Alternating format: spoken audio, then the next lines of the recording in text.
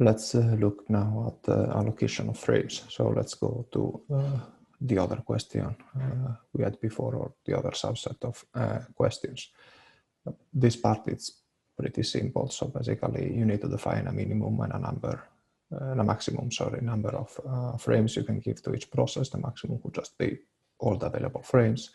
And then you can define an allocation scheme to be either fixed or based on priorities. It's as simple as the name basically says. So with fixed allocation, you can have equal allocation, for example. You give the same number of frames to all the processes. Or you can have a proportional allocation, which would be based on the size of the process. Okay, here you have a small example. So the number of frames you give, it's proportional to the size of the process compared to the sizes of all the processes you want to run. Otherwise, you can go for priority allocation. So you can, in this case, use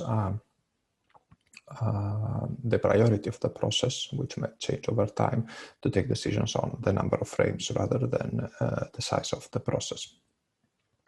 The next thing you need to take into account when you think about allocation is about whether you can only use frames that belong to the process itself when you need to replace a certain frame, or if a process can also steal frames from other ones. So if you have a global replacement, then a process that requires or that needs a replacement can pick a frame that belongs also to other processes. It's good because there are good chances or higher chances that you can find a frame, but on the other hand, you are making the execution of a process dependent on the execution of the other processes, which still is not really a